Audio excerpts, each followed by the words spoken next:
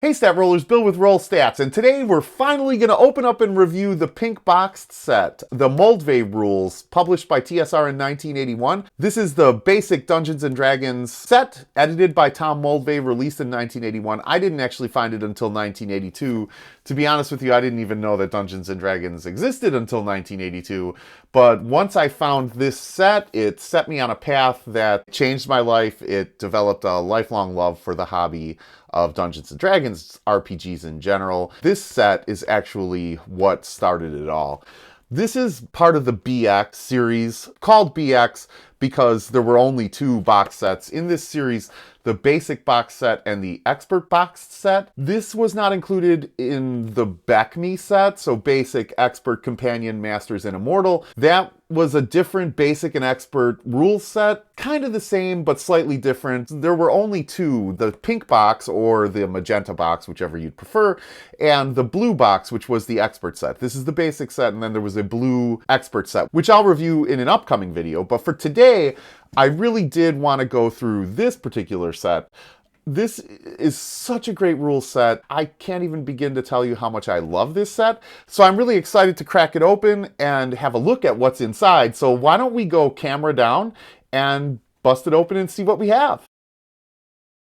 This is the box set. This box set is actually in pretty good condition. This is not my original. I picked this up off of eBay for, it was quite a bit of money. I can't remember exactly how much it was, but it was quite a bit of money. The box is in decent condition. I mean, obviously there is some wear and tear to the box itself, but all in all, the box is actually in pretty good condition. It's hard to find one in this good of condition, and the contents on the inside are pristine, which is why I picked it up. It was really more about the contents as opposed to the box. Although again, like I said, I was actually quite pleased with the condition of the box. Sometimes when you order stuff on eBay, you can't really tell what you're gonna pick up, but this one was in fairly good condition. So let's flip it over and take a look at the back and see what's actually included in this box set. You can see that it's published by TSR in 1981. Again, I didn't pick this up until 1982, but it was published in 1981. I'm just going to read through the back for you a bit. So, fire and smoke surround you as you swing your sword and land a mighty blow upon the dragon's head. The great creature crashes to the ground with a thud. The treasure lies only a short distance past the dragon's body. Your eyes gleam. Riches beyond your wildest dreams await you. You race forward to claim your prize, heart pounding in anticipation, and from nowhere a huge man dressed in black armor steps out in front of you, blocking your way. The treasure is no more than an arm's reach behind him. None shall pass, he warns. What do you want to do now? Asks the dungeon master. This is what it's like to participate in a Dungeons & Dragons game. Dungeons & Dragons fantasy adventure game is probably unlike any other game you've played before. In D&D adventures, players take the roles of elves, dwarves, halflings, or humans. They will wander through dark dungeons, meet strange wizards, and battle ferocious dragons. Playing a D&D game is like writing a novel with each player contributing a part. I want to repeat that.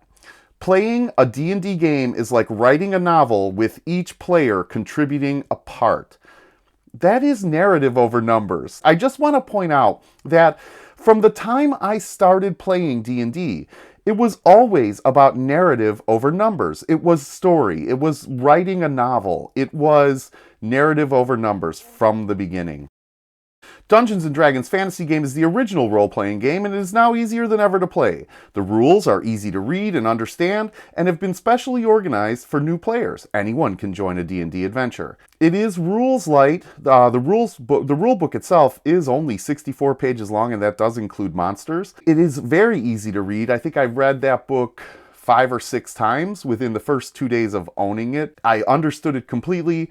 And it is organized really well. I think that one of the reasons that I like the Moldvay version is that it is really, really succinct, it is organized well, and it's easy to understand. The Dungeons & Dragons basic set has everything you need to begin playing D&D games. In this book are a rulebook, dice, and a special instructional module, which is B2 Keep on the Borderlands. In short, everything needed to start playing quickly, including descriptions of over 100 monsters. And that's what I was saying. Within the 64-page rulebook is essentially a monster manual. The monsters are included in the rulebook. So enter the gateway to adventure, step into the world of Dungeons & Dragons fantasy roleplay, role-playing game, a world of endless excitement and thrilling fun. Stock number on this is 1011. Stock number doesn't appear on the box, but the stock number is 1011 for this particular product, and this box set in 1981 retailed for 12 bucks. Yes, the MSRP on this box set in 1981 was $12, which is kind of ridiculous if you think about it in today's standards. The box itself is the magenta box or the pink box, right? I think it's more standardly referred to as the pink box, but I think the color actually is kind of magenta, and it features a green dragon with a couple different characters fighting. This cover art, by the way, is from Errol Otis. He actually did quite a bit of the art within the rule book itself, and we'll go through that now. It's only 64 pages long, so we could probably flip through the entire rule book. So you open it up, and the first thing that you see is the dice. Like, this bag actually would have been sealed, but it is opened, although the white crayon is still included. So here's the thing with these dice. They didn't come marked, they didn't come inked. You would take this opaque dice and you would color on it with the crayon and then wipe off the excess, and the white would be in there. These opaque dice, they're... wow, they bring back a ton of memories. I'm actually going to try to roll this D20 and let's see what we get. So that's a 12, not bad, not bad. These would be the dice that came with the set. This is a 6-piece die set. You don't get a true percentage die. What I mean is your D10 is just the ones number. You don't have a tens number percentage dice to go with it. You would just roll it twice, and the first one that you would roll would be the tens number, and the second time that you would roll would be the ones number. Obviously your D4, your D6, your D8, your D12, and your D20. So those are the awesome dice that you would get with this set. And then you would also get, of course, the catalog. Man, I remember this catalog. Of course, there is an index giving you all of the different products that are available. There is the basic set. So this is the set that we're looking at right now. And like I was saying earlier, the product number on this is 1011. The expert set, which I also have and will do a review video on later on, is 1012. D&D basic set modules. So this is B2, Keep on the Borderlands. This is the module that's included in this particular box set. But there's also, of course, Dungeon Module B1, which is In Search of the Unknown, and then the Palace of the Silver Princess. The D&D Basic and Expert booklet, so you could buy the rule books separately, the expert modules, expert playing aids. So there were actually basic and expert character record sheets. I never got those. I don't think anyone that I knew got those. We basically just created our own on a piece of notebook paper with a pencil. And then there were the advanced D&D books, the DMG and the Player's Handbook and the Monster Manual and Deities and Demigods. Advanced D&D playing aids, so here, the Dungeon Master screen, character record sheets for advanced Dungeons and Dragons, Dungeon Master's log, which again nobody really utilized, the Rogues Gallery, which is actually cool and I own that now, beginning modules, so the AD&D modules, both the competition series as well as the standard series. So like you can see the Against the Giants series, the Descent into the Depths of the Earth, the Drow series, really cool stuff. I would look at this all the time and just wish that I could have it. And then there's good old Dungeon board game, which was fantastic. To be honest with you, I was never much of a board game collector and or player. Top Secret was fantastic. I actually did play that game. Boot Hill was also fantastic. I played that game. Gamma World, I actually have, and we will review. So I have the boxed set for Gamma World as well, and we will certainly review that. That's a great game, and I loved that game. I still actually play that game. More boxed games, which I was never really into. And then this is kind of cool. So new releases, right? The Fiend Folio was a new release in 1981. I am old as dirt. And The Secret of Bone Hill was also a new release. Just really, really, really cool stuff, and it's crazy to think that I am that old. So the RPGA, right? The Role Playing Game Association, so the membership for that, which is also included in this box, and we'll see that. And then Dragon Magazine. They try to get you to subscribe to Dragon Magazine. I never subscribed to Dragon Magazine, but we would pick some up randomly, and then wouldn't it be great to have one of these t-shirts now? So that's the catalog that was included. And then here, this is what I was talking about. the Role-Playing Game Association membership form. So you could be a member of the TSR RPGA. I never was. I didn't fill this out and send this back, mostly because I couldn't afford to purchase the membership, but it was still kind of cool, and it's great that it's still included. That's what I was saying. This box set is fairly pristine. It includes everything just as I had remembered it. And now we get to the meat, the actual rule set, the basic rules book. You see it's the same, the art gets repeated, the Errol Otis art, which is just phenomenal. I really had a crush on her when I was 12-year-old me. It's just great artwork, and it evokes a sense of how we saw the game at that point. I think that artwork is really important in a rule set, in a module, in any sort of supplement or printed material. The artwork really does evoke the look and feel. So let's crack it open and have a look. There was, of course, a table of contents included, and it's in that blue.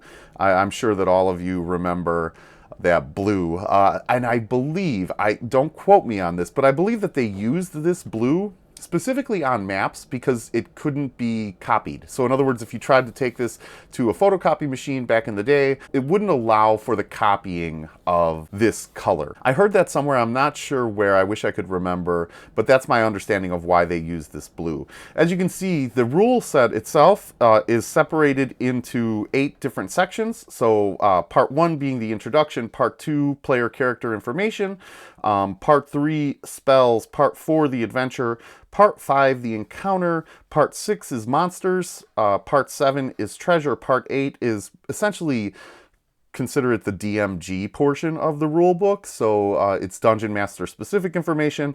And then at the end, of course, there's some additional stuff, glossaries, and inspirational source material, stuff that you could reference to build out your world or to get more specific information. This rule set is by Gary Gygax and Dave Arneson, edited by Tom Moldvay, and this is the 1981 release. Illustrations by Jeff D., David S. LaForce, Errol Otis, James Rosloff, Bill Willingham, and of course the cover art by Errol Otis. Opening it up, there is a foreword. I'm not going to run you through that. There are also acknowledgments. I'm not going to run you through that. The introduction, though, this is important. Moldvay introduces what D&D is essentially all about, how to use the book, and he provides some basic D&D definitions, right? So how to use the book, but I want to read you this one particular paragraph. While the material in this booklet is referred to as rules, that is not really correct. Anything in this booklet and other D&D booklets should be thought of as changeable. Anything, that is, that the dungeon master or referee thinks should be changed. This is not to say that everything in this book should be discarded. All of this material has been carefully thought out and play tested. However, if after playing the rules as written for a while, you or your referee, the dungeon master, think that something should be changed, first think about how the changes will affect the game, and then go ahead. The purpose of these, quote, rules, unquote, is to provide, and notice it's bolded, guidelines that enable you to play and have fun, so don't feel absolutely bound to them. I guess what I'm saying is, these rules, and these are the rules that I started with, have always been thought of as guidelines. These are not hard and fast rules that must be followed. These are guidelines with which to facilitate play. That is important to note because it is about interpretation of this. These are guidelines. This is provided to give you a framework with which to play the game. This is not how you must play the game or you're playing it wrong. There is no wrong. These are guidelines. They're open to interpretation by the DM and the player. So he goes through and sort of explains the use of the word level, which is used differently for experience or for monsters or for spells, or how to use the dice, because you got to remember this was actually the first time that I'd ever been introduced to this type of dice, and this kind of awesome artwork. Again, I love this black and white line work. It's fantastic.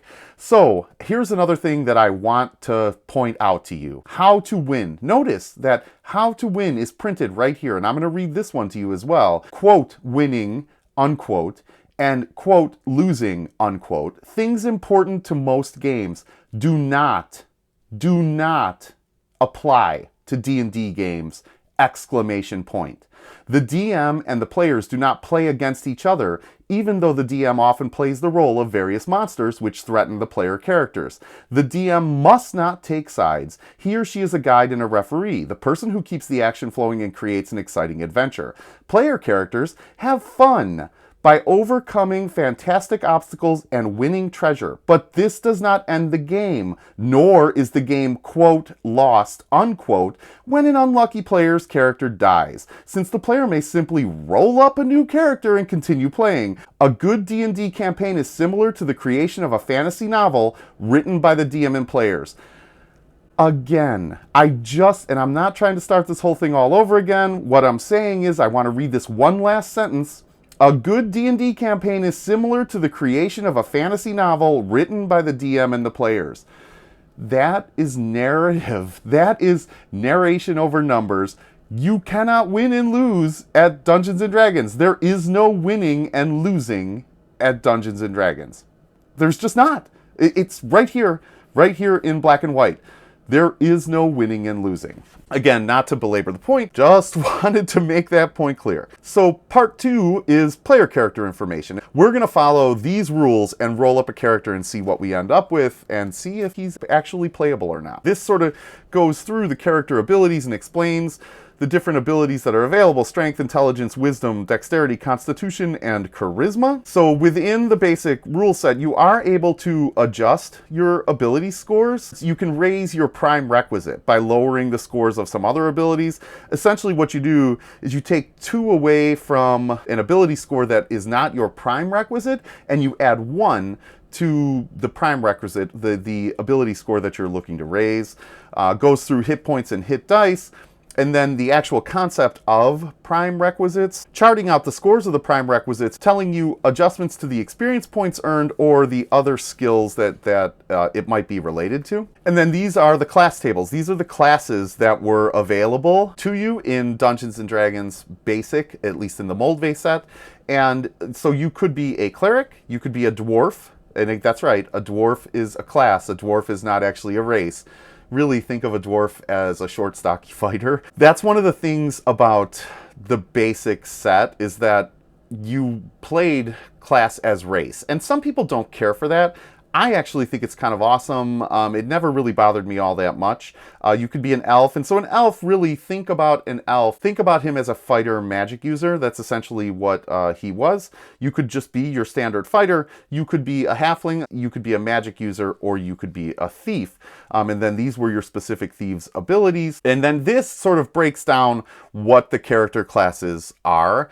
They're pretty standard. I'm not going to go through those. The only difference, again, is that you're playing race as class. That's really the only difference there. Alignment is something that's different as well. So they had a 3-point alignment system. So just like OD&D, there is no moral equivalent. So what I mean by that is there is no evil or good. It's really just you're lawful, you're chaotic, or you're neutral. By that I mean you're not lawful evil or lawful good or chaotic evil or chaotic good. You're just either lawful, chaotic, or neutral. It made things simpler, and to be honest, back then and all the way through to this day, I don't put that much stock in alignment. I know that people do, but then we really didn't put much stock in alignment, and I don't think that I actually do now either.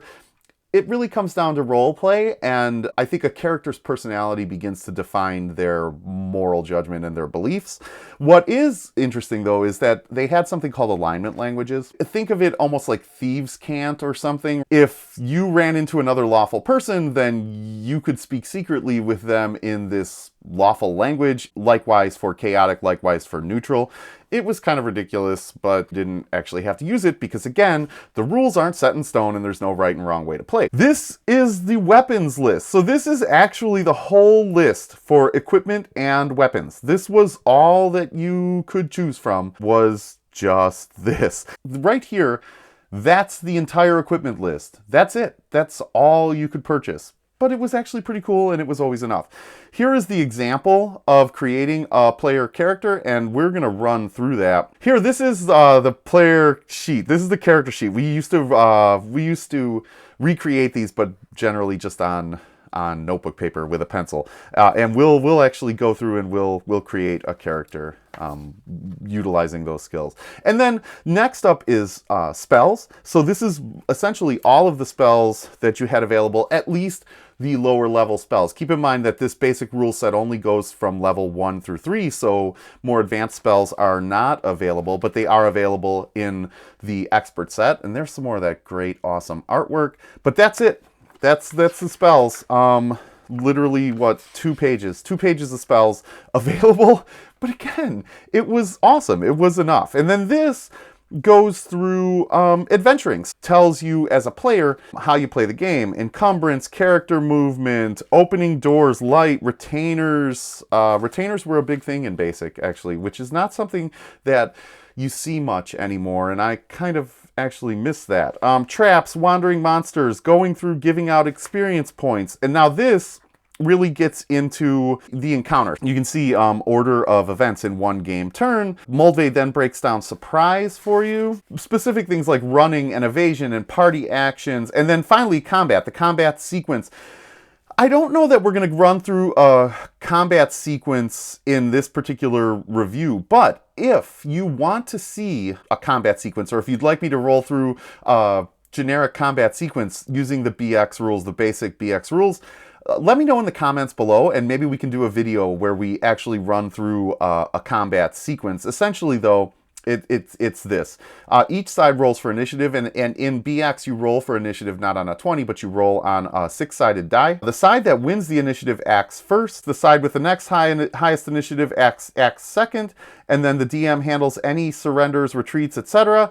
And then you repeat, right? Like you rinse and repeat. So at the beginning of every round, you would re-roll initiative. So in 5e, your initiative stands throughout the entire encounter. In BX, at the beginning of every new round in combat, you would re-roll initiative. So even though you got to act first last round, you might act last this round, which was actually kind of cool. And they did include such things, you know, defensive movements like fighting withdrawals and retreats and things of that nature, how to attack, damage, ranged attacks, going through specific saving throws, which saving throws were very different in BX than they are now.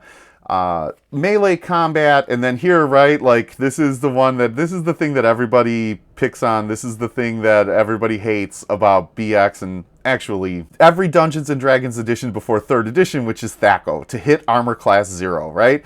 Everyone hated this. I'm gonna be honest, it's clumsy, but I never really minded it all that much. It just was the way that it was, and so I didn't even think about it. But I will admit that ascending armor class is much better than descending armor class, and THAC0 is kind of a pain. But I honestly didn't mind it at the time. And then morale, which was optional, right? Like, morale was certainly optional, but it is something that we used, and it's actually optional in 5e too, and it's something that I like to use in my 5e game. It doesn't make sense to me that a character will just fight to death, and yes, certainly you can role play it, so as a DM you can determine, but I like an element of chance in terms of morale, and there's actually a pretty good morale system that was included within the monster descriptions. And so speaking of that, part 6 is monsters. Like I said, this is a 64-page booklet, and it actually does include what you would consider a monster manual, right? Like it gives you, so it gives you the stat blocks for the specific monsters. Not a lot of art, but there was enough, right? Like, I do still love this art, but not a lot of art. So there weren't images or pictures or artwork included for every single monster. You had to use your imagination. That's not necessarily a bad thing. Again, this is a narrative style game. It is theater of the mind. And so I think the artwork was left out purposely so that you would imagine what this monster looked like. I think that whatever you can imagine in your mind, look at there's the kobold. That's what the kobold looked like in basic Dungeons and Dragons. There's the Medusa. I don't mind using minis. I actually use minis in my 5e game all the time. But this one was truly a theater of the mind type game. So those are the monsters. Oh, there's the troglodyte. Man, I just love this artwork. And then there was a big section, or rather large section, that was devoted to treasure. So treasure meaning magical items, as well as the different types of currency that you could find, or coins that you would find in a particular creature's lair. That is just iconic artwork right there. I love that picture. And so this goes through and breaks down the different types of magic items. So whether it be sword, weapon, or armor, whether it be potions, scrolls, this breaks down the different magic items that were available and the ones that you could push into your campaign. And then part 8, this is actually the last part. Part 8 is the DMG, essentially. It's the Dungeon Master information. So it does break down sort of how you choose a scenario and the different types of scenario, exploring the unknown, or investigating a chaotic outpost, or finding a lost race, or rescuing prisoners, and just give you a quick breakdown of what each of those would be. Not spoon feeding you, right? Like, you had to decide as the DM where you were going to use this sort of stuff, and then drawing the map of the dungeon, and certainly stocking the dungeon and filling in the final details. And wandering monsters were also a pretty big thing in BX, and something that I maybe because I started here, that I rely on pretty heavily to this day. And then they include an example of a dungeon design, which is the Haunted Keep. No one ever ran through this, but they would give you examples of what you would fill in, an example of the map itself. This map was awesome. So I never lived up to this map. What I mean is, I always wanted to build something like this and just was never able to pull it off. And then finally, there's sort of a sample dungeon expedition at the back, which gives a blow-by-blow or a play-by-play of what would happen when you were exploring a dungeon from a player's perspective, as well as from a DM's perspective. And so it set the situation. This party includes 4 second-level characters and a first-level dwarf, Morgan Ironwolf, a female fighter. The Caller. Oh, that's the other thing. In BX, you designated a player character as the Caller. And what I mean by that is, that person was sort of the de facto leader of the group, and they would announce group decisions. There was always a player who was the Caller, and then there was a player who was the mapper. It's not something that we do today, and to be honest, it's not something that I necessarily miss. I don't know that you need one single player to figure out the actions of all the other players and announce them. It's easier to just go person by person and walk through, but it is something that did exist. So this is sort of, it goes through what the dialogue would be between the DM and the Caller and what's happening throughout. And spoiler alert, poor Dougal the Thief actually dies in this. He tries to open a chest. There's a poison dart trap in there, and he dies, which is kind of sad. But that's that. And then it goes through DMing as a fine art, what you should do. And again, I'm going to point out, that's not in the rules. Let's just read through this a bit. The players will often surprise the DM by doing the unexpected. Don't panic. When this happens, the DM should just make sure that everything is done in the order given by the outline or sequence of events being used. Minor details may be made up as needed to keep the game moving. All DMs learn how to handle both new ideas and unusual actions quickly and with imagination. You're supposed to wing it. You're supposed to make it up. Okay, so let's look at this. There's always a chance. The DM may want to base a character's chance of doing something on his or her ability scores. To perform a difficult task, such as climbing up a rope or thinking of a forgotten clue, the player should roll the ability score or less on a 1d20. That is essentially skill checks. That's how BX handled skill checks. And I'm going to be honest with you, it was so much easier doing it that way. Let's look at the next portion. The DM is the boss. The DM decides how these rules will be used in the game. A good DM talks about problem areas with the players and considers reasonable requests by them. The players should realize, however, that the final decision is the DM's, not theirs, and not this booklet's. These rules are a framework. They are there for the DM to interpret. These rules are simply a framework. They're not written in stone. They're not set in stone. I want to read that one more time. The players should realize, however, that the final decision is the DM's, not theirs, and not this booklet's. The rules are not written in stone. There is no right and wrong way to play. There is no winning and losing, and it's all about narrative over numbers. It's all right here. I don't know how else to say that. That's sort of right there in black and white, and it's super clear. It's very succinct. I mean, you tell me. Tell me in the comments below, how else are you supposed to read that? And so then here are the credits at the end. They give previous edition credits to Eric Holmes and special thanks and things of that nature. And then afterward, and then finally, at the very end, is the inspirational source material. Much like in the Advanced Dungeons & Dragons First Edition, there's an inspirational source material, so different books and authors that you can read to get inspiration or to draw source material from, you know, to sort of make your campaign more compelling. And finally, the glossary, just a reference material that explains, if you're new to the game, what the different D&D terms mean. Call out for Gen Con in 1981. Wow, that would have been pretty awesome. And then, in, you know, final index in the back, again, in that light blue sort of material that can't be copied. So that's the Moldvay Dungeons & Dragons basic rulebook from 1981. 64 pages of goodness, really organized well, really explained well. To be honest, I really do feel that this is one of the best iterations of the game ever created.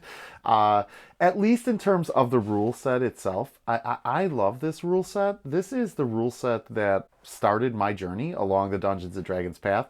And this is the rule set that I fell in love with and why I continue to play the game to this day. I can't recommend this rule set enough. If you can get your hands on this rule set, I would say do it. Do it without hesitation. You know, it's going to cost quite a bit. It will be an arm and a leg if you try to purchase this on eBay. You can purchase a PDF of this rule set on DriveThruRPG, and I'll put a link to the PDF in the description below. I encourage you to check it out. Try to run through this game at least once.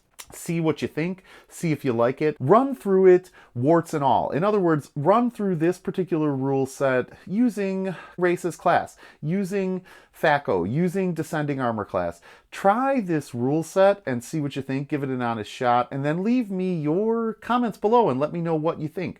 Do you think that this is a good version of Dungeons & Dragons? Is it too rules light for you? Do you like your rule set to be a bit more codified than this? Again, as we discussed in the previous video, there's no right and wrong way to play the game. And actually, as Moldvay pointed out himself, in this rule set, there is no right and wrong way to play this game. There's no winning, there's no losing. And to be honest, these rules are not set in stone. You as a dungeon master or you as a player should feel free to have a discussion about modifying any of the rules in this set to better fit your game and your campaign. I think that that's amazing. I really love that aspect of this particular rule set. This is just a great game, and I certainly encourage you to check it out. And then the last part of our walkthrough is, of course, Dungeon Module B2, which is the Keep on the Borderlands, written by Gary Gygax. This is an introductory module created for new Dungeon Masters, and it covers character levels 1 through 3, which, of course, are the same levels that are addressed within the basic rule set themselves. This module is iconic. That blue map that, us old folks are used to. This is the way that all the maps came. This is the Caves of Chaos, the infamous Caves of Chaos. I am not going to run through this module today. This will be part 3 of this 3-part series exploring the Moldvay pink box version of basic Dungeons & Dragons.